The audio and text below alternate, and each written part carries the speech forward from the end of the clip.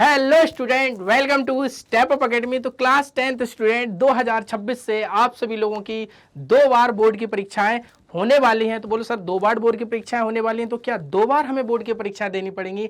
बिल्कुल भी ऐसा नहीं है। चलिए देखते हैं तो फिर सर कैसा है। तो सबसे पहले आप सभी लोगों को अपने मोबाइल में सीबीएसई सर्च करना है। जैसे ही आप सीबीएसई की वेबसाइट सर्च कर लेंगे भैया तो आपको इस तरीके का पेज ओपन हो गया। पहली लिंक जैसे ही आप ओपन करोगे तो इस तरीके से आप सीबीएसई की जो पेज है उस पर आएंगे और यहाँ पर लिखा है मेन वेबसाइट, इस पर आप क्लिक करेंगे तो आप इस तरीके की मेन वेबसाइट पे आ जाएंगे। यहाँ पर देखो नोटिफिकेशन पड़ा हुआ है कि 2 board examination in class 10th from 2026 से क्लास 10th के 2 बोर्ड एग्जामिनेशन होने लगेंगे, फेज 1 और फेज 2 में। जैसे ही आप नोटिफिकेशन को डाउनलोड करोगे तो इस तरीके का नोटिफिकेशन आपके मोबाइल में आपके सामने होगा। अब इसमें दिया गया है, देखो सबसे पहले यहाँ पर दिया गया है सब्जेक्ट में नोटिफिकेशन में कि 2 board examination in class 10th। 12th का नहीं है ना, सोचो सर 12th में भी होंगे क्या? नहीं, 12th का भी ऐसा कुछ भी नहीं है। 10th में ही ये बात की जा रही है कि 2026 से 2 बोर्ड के एग्जामिनेशन होंगे क्लास 10th के। अब भी किए क्यों जा रहे हैं? तो देखो भैया आप सभी को पता है जब बोर्ड एग्जाम आते थे तो बच्चों के अंदर फियर होता था, बच्चे डर जाते थे, बच्चों को लगता था स्ट्रेस है, कैसे बोर्ड देंगे। तो उन सारी चीज़ों को कम करने के लिए सीबीएसई ने 2 बार बोर्ड की परीक्षाएं आयोजित करने का जो प्लान है हमारे सामने, इससे पहले भी चर्चाएं की गई थी लेकिन अब पूरी तरीके से उन्होंने नोटिफिकेशन दे करके क्लियर कर दिया गया। क्योंकि अभी तक सीबीएसई ड्राफ्ट पेरेंट्स से बहुत सारे ड्राफ्ट अपने पास इकट्ठे करा रही थी, पूछ रही थी कि किस तरीके से हमें क्या करना है, क्योंकि सबकी सहमति के बाद ही ये सारी चीज़ें सामने हमारे आती है। अब देखें जैसे ही आप इसमें आएंगे आगे तो आप देखेंगे स्कीम ऑफ 2 बोर्ड एग्जामिनेशन की है। जो जनरल कंडीशन है कि भैया स्कीम के लिए क्या है, तो देखो सबसे पहला 2 फेज में आपकी बोर्ड परीक्षाएं होंगी, फेज 1 और फेज 2। तो फेज 1 क्या होता है सर? फेज 1 वही जैसे आपकी हर साल बोर्ड की परीक्षाएं जब होती थी फरवरी के बीच में, फरवरी से स्टार्ट होती थी, तो सेम वही है। और फेज 1 का एग्जाम सभी कैंडिडेट के लिए मैंडेटरी है। It is mandatory for all the student to appear in the first board examination. ऐसा नहीं है आपने फर्स्ट बोर्ड दिए नहीं, बोलो सर कोई नहीं, एक बार तो हम पे रह गए बोर्ड में, दोबारा दे लेते। तो ऐसा भी प्रावधान बिल्कुल भी नहीं है, क्योंकि पहला बोर्ड एग्जामिनेशन सभी के लिए मैंडेटरी है। अब आते हैं आगे। All passed and eligible student will be allowed to improve their performance any of 3 subject out of science, mathematics, social science and language. अब जो भी कैंडिडेट्स फेज 1 में पास हो जाएंगे, अगर उन्हें लगता है मेरे मार्क्स कम आए और आना चाहिए, इंप्रूवमेंट होना चाहिए, तो आप किसी भी 3 सब्जेक्ट को लेकर भैया क्या कर सकते हो, दोबारा से अपीयर हो सकते हो इंप्रूवमेंट के लिए फेज 2 वाले एग्जामिनेशन, यानी बोर्ड जो 2 होगा उसमें।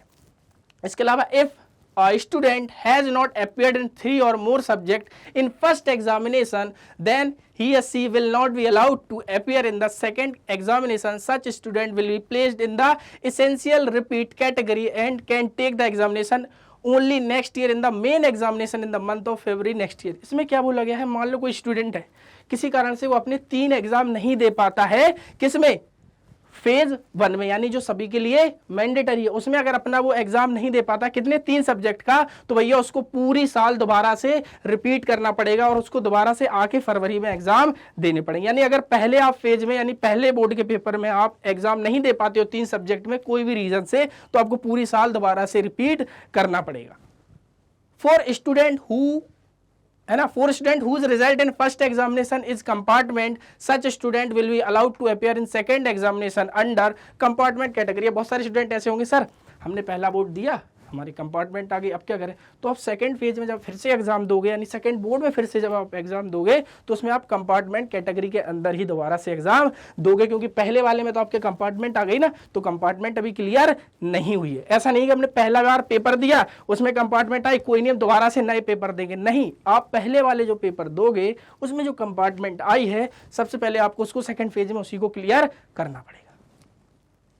एडिशनल सब्जेक्ट, लोगों को लगता है एडिशनल सब्जेक्ट होता है, 5 आपके मेन सब्जेक्ट हो गए, एक एडिशनल सब्जेक्ट भी होता है आपका 10th में, 6 सब्जेक्ट हो जाते हैं। तो आपको लगता है कि additional subject will not be permitted after passing. आपने क्लास 10th पास कर लिया है और आप सोच रहे हो एडिशनल सब्जेक्ट को भैया लेके और आगे एडिशनल मार्क्स गेन कर ले, ऐसा कुछ, तो ऐसा कोई भी प्रावधान नहीं है। आप एडिशनल सब्जेक्ट के साथ ऐसा कुछ भी नहीं कर सकते। Scheme of special category. अब स्पेशल कैटेगरी के जो स्टूडेंट होते हैं उन लोगों के लिए थोड़ी यहाँ पर स्कीम दी गई है। ऐसे स्टूडेंट जो स्पोर्ट कोटा रहता है या स्पोर्ट में इन्वॉल्वमेंट रहता है उनका, तो कईयों बार क्या होता है बोर्ड के एग्जाम टाइम उनके स्पोर्ट के इवेंट्स होते हैं जिसके कारण वो अपनी एग्जाम नहीं दे पाते हैं, तो भैया उन्हें उनसे इस स्कीम में फायदा होगा कि second examination in the subject whose examination has coincided with their sport event. ऐसे स्टूडेंट मान लो जब पहली बार बोर्ड हुआ और उस टाइम उनके कोई स्पोर्ट के गेम चल रहे थे और वो अपीयर नहीं हो पाते हैं, तो सेकेंड बोर्ड में वो अपीयर हो जाएंगे, तभी तो वो किस में आ रहे हैं, स्पेशल कैटेगरी। इसके अलावा विंटर बाउंड स्कूल, कुछ ऐसे स्कूल होते हैं आपको पता होगा कि जो सर्दियों के टाइम बंद हो जाते हैं, गर्मियों के टाइम खुले रहते हैं। माउंटेन्स पे जो स्कूल होते हैं जहाँ पे बर्फबारी होती है, तो उन तरीके के स्कूलों के लिए बोला गया है। वो डिपेंड करता है उन स्कूलों पे जहाँ जहाँ वो हैं, वो चाहे तो फर्स्ट बोर्ड में अपीयर हो लें या फिर सेकेंड बोर्ड एग्जामिनेशन में अपीयर हो लें, उनके लिए कोई दिक्कत नहीं है। अब facility extend to CWSN candidate will be extended in second examination also. ऐसी जो CWSN वाले कैटेगरी वाले स्टूडेंट हैं उनके लिए भी भैया सेकेंड एग्जामिनेशन में अगर वो चाहे तो अपीयर हो सकते हैं। वो उनके ऊपर डिपेंड करता है क्योंकि ये तीनों कैटेगरी स्पेशल कैटेगरी के अंडर में आ रही हैं। अब कंडक्ट ऑफ इंटरनल असेसमेंट, जो स्कूल में असेसमेंट होते हैं, क्योंकि आपको पता है क्लास 10th का बोर्ड का पेपर 80 मार्क्स का होता है, 20 मार्क्स इंटरनल असेसमेंट के होते हैं। वो साल में एक बार ही होगा, ऐसा नहीं सारे 2 बार बोर्ड हो रहे हैं तो कोई नहीं भैया मजे ही मजे हैं, 2 बार हमारा इंटरनल असेसमेंट हो जाएगा, ऐसा बिल्कुल भी नहीं है। एक बार ही आपका इंटरनल असेसमेंट होगा, उसी के मार्क्स आपके दोनों में कंसीडर कर लिए जाएंगे। जब आप एडिशनल मान लो आप पेपर दे रहे हो, अगर आपके कंपार्टमेंट आई है पहले वाले में और दूसरे में फिर आप पेपर दे रहे हो, तो पहले वाले में जो इंटरनल असेसमेंट के मार्क्स मिले थे वही सेकेंड में रहेंगे। यानी इंटरनल असेसमेंट जो स्कूल में होता है वो एक ही बार होगा, ना कि 2 बार। मतलब प्रोजेक्ट जो होते हैं स्कूल में आपको पता है। शेड्यूल ऑफ एग्जामिनेशन, अब एग्जामिनेशन का शेड्यूल क्या रहेगा, तो जो पहला बोर्ड होगा उसको जिसको मेन बोल रहे हो, जो सबके लिए मैंडेटरी है, वो कब से स्टार्ट हो रहा है, मिड फरवरी से स्टार्ट हो रहा है कंडक्ट नाउ, यानी मिड फरवरी से स्टार्ट हो जाएगा पहला वाला। और दूसरा वाला कब से होगा, दूसरा वाला होगा मंथ ऑफ में, यानी दूसरा वाला जो बोर्ड आप दोगे वो मई में स्टार्ट होगा और पहला वाला आप फरवरी में देंगे। ओके, तो दोनों यहां पर क्लियर कर दिया गया है कि इनकी एग्जामिनेशन का टाइमिंग शेड्यूल कब रहेगा। तो पहला वाला किसमें है, मिड फरवरी में, और सेकंड वाला कब जा रहा है, मंथ ऑफ मई में। अब भैया इनके लिए एलिजिबिलिटी क्राइटेरिया क्या है जो स्टूडेंट इसमें अपीयर होंगे। तो first examination will be the main examination, the eligibility to appear in the first examination. अब पहले एग्जामिनेशन में जो स्टूडेंट बैठने वाले हैं उनके लिए क्या क्राइटेरिया है जिसके कारण वो उस एग्जाम में बैठ सकते हैं। तो सबसे पहला आप फ्रेश स्टूडेंट हो, आप 9th से 10th में आए हो, कोई दिक्कत नहीं है। दूसरा है सेकंड चांस कंपार्टमेंट, अब किसी के कंपार्टमेंट आई हो तो उसको सेकंड चांस मिल सकता है कंपार्टमेंट के लिए, वो भी स्टूडेंट इसमें बैठ सकते हैं मेन परीक्षा में।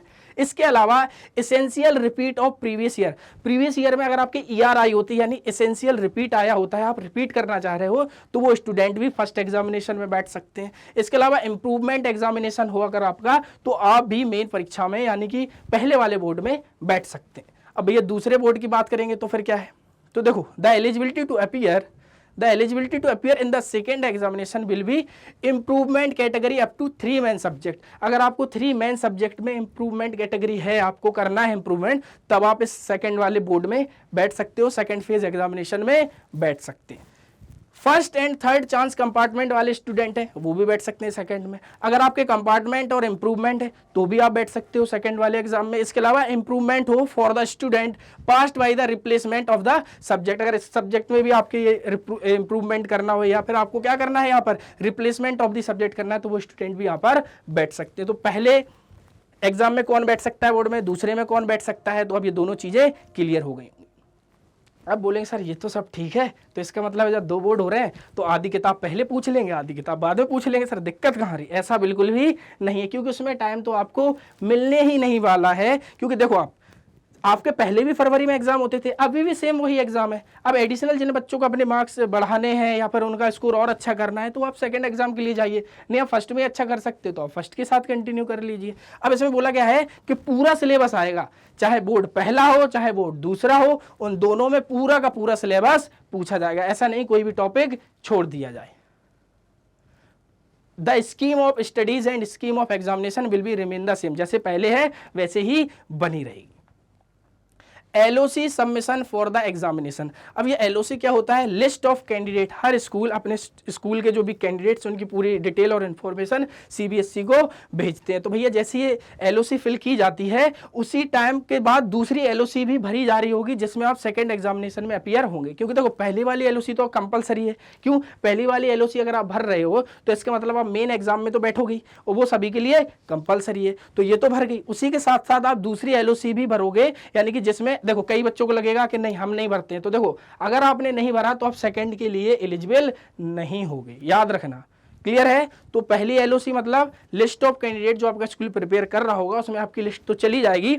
सेकंड LOC में वही स्टूडेंट जाएंगे, अलग से कोई भी नाम सेकंड LOC में ऐड नहीं होता है। तो याद रखिएगा फर्स्ट LOC के साथ ही सेकंड LOC भी भरी जा रही होगी, तब आप उसको भर सकते हो यहाँ पे। और कोई भी न्यू नेम ऐड नहीं होता है उसमें, सेकंड LOC में न्यू नेम ऐड नहीं होगा। Subject change will not be allowed from first examination to second examination except permitted as per policy. जो पॉलिसी में सब्जेक्ट दिए हैं, मान लो सर हमने मेन सब्जेक्ट में तो कुछ मतलब पहले वाले बोर्ड में कुछ और सब्जेक्ट ले लिए थे, अब सर दूसरे में कुछ और ले लेते, मजा ही मजा है, आपके ही मजे और किसी की तो है ही नहीं। तो भैया आपने जो पहले में ले रखे होंगे सब्जेक्ट फर्स्ट एग्जामिनेशन में, उसी के साथ आप कंटिन्यू करोगे सेकेंड एग्जामिनेशन जो पॉलिसी में हमें दिया गया है। अब रिजल्ट डिक्रेडेशन, बोलो सर ये तो सब कुछ हो गया, रिजल्ट की घोषणा कब की जाएगी भैया बताओ? तो भैया result all the student will be declare as per examination bylaw. ठीक है ना, जैसे हमें रूल दिए गए हैं। तो result of first examination will be declared in the month of April. देखो पहला जो मेन एग्जाम हो रहा है वो स्टार्टिंग हो रहा है मिड फरवरी से और उसका रिजल्ट कब आ रहा है? अप्रैल में। ऐसे दूसरा वाला जो है उसका कब आ रहा है रिजल्ट? जून में। यानी समझ गए हो कि नहीं? क्योंकि अब मार्च तक ये खत्म हो पाएंगे तो अप्रैल में उनका रिजल्ट आ जाएगा। ऐसे ही मई में स्टार्ट हो जाएंगे तो इनका रिजल्ट जून में आ जाएगा, ज्यादा अंतर नहीं है। अब बोला गया performance of main examination will be made available in DigiLocker में। आपकी उसकी पूरी जो भी आपने परफॉर्मेंस किया है, जो भी आपका स्कोर आया है वो डिजी लॉकर में आपका सेव रहेगा। आप क्यों भैया 10th हो गया तो आपको 11th में एडमिशन लेना होगा, तो वो स्टूडेंट उस स्कोर कार्ड को यूज करके अपना 11th में एडमिशन ले सकते हैं। Okay, post result facility. अब देखो जब आपका रिजल्ट यानी कि मेन परीक्षा हो जाएगी उसके बाद आपकी सेकंड वाली जो है वो भी हो जाएगी, जब दोनों फेजों के एग्जामिनेशन हो जाएंगे उसी के बाद आपकी सारी चीजें आपको कंसीडर की जाएंगी। यानी उसी के बाद आपका मैरिट सर्टिफिकेट आएगा, उसी के बाद आपकी पूरी प्रोसेस कंटिन्यू की जाएगी। अगर स्टूडेंट को लगता है कि मान लीजिए सर मेरी कॉपी मुझे चेक करनी है या कैसे मार्क्स आए हैं या किस तरीके से मुझे मार्किंग दी गई है, तो या फिर आपको अपनी कॉपी की जो हार्ड कॉपी आप मंगाते हो रिवैल्यूएशन के लिए, वो सारी चीजें आप जब पेपर 1 यानी मेन एग्जाम हो जाएगा और सेकंड पेपर भी हो जाएगा उसी के बाद ये सारी प्रोसेस कंटिन्यू कर सकते हो। उसके बीच में ऐसा कुछ भी नहीं है, वही सारी चीजें यहाँ पर बोली गई थी। तो अब आप समझ गए होंगे कि भैया 2026 से क्लास 10th के स्टूडेंट को बोर्ड की 2 परीक्षा होने वाली हैं, तो किस तरीके से कौन कौन से स्टूडेंट इसमें अपीयर हो सकते हैं। तो उम्मीद करता हूं ये वीडियो आपको पसंद आया होगा। वीडियो पसंद आए तो वीडियो को लाइक करें, अपने दोस्त को भी शेयर करें। तब तक के लिए मिलते हैं नेक्स्ट वीडियो में। Thank you.